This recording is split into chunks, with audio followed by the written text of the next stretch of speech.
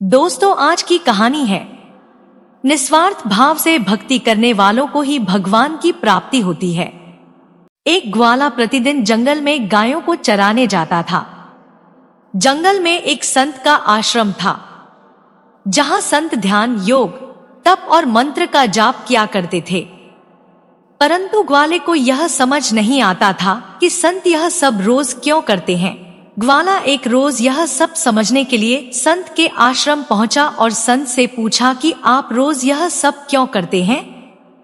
संत ने ग्वाले को समझाते हुए कहा कि मैं भगवान को पाने के लिए भक्ति करता हूँ।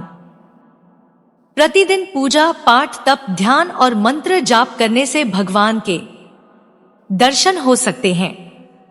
संत की बात सुनकर ग्वाले ने सोचा कि मुझे भी भगवान के दर्शन करने चाहिए। यह सोचकर वह आश्रम से निकलकर जंगल में एक सुनसान जगह पर पेड़ के नीचे एक पैर पर खड़े होकर तप करने लगा और कुछ देर बाद उसने सांस लेना भी बंद कर दिया।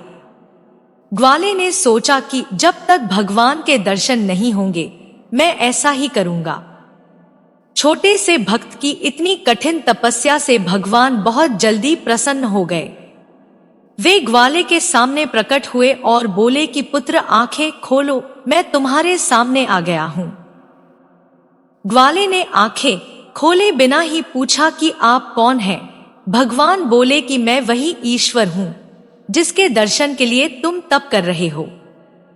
ये सुनकर ग्वाले ने आंखें खोल ली, लेकिन उसने ईश्वर को कभी देखा नहीं था। वह सोचने लगा कि क्या ये ही वो भगवान है। सच जानने के लिए उसने भगवान को एक पेड़ के साथ रस्सी से बांध दिया।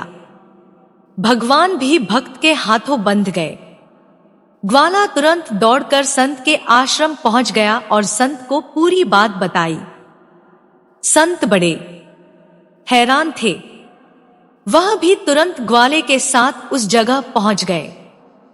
संत को वहां पेड़ के पास भगवान दिखाई नहीं दिए। भगवान सिर्फ ग्वाले को दिखाई दे रहे थे, इसलिए संत ने कहा कि मुझे तो यहाँ कोई दिखाई नहीं दे रहा है। ग्वाले ने जब भगवान से इसकी वजह पूछी तो भगवान ने कहा कि मैं उन्हीं इंसानों को दर्शन देता हूँ जो निस्वार्थ भाव से मेरी भक्ति करते हैं। जिन लोगों के मन में कपट, स्वार्थ, लालच होता है उन्हें मैं दर्शन नहीं देता हूँ।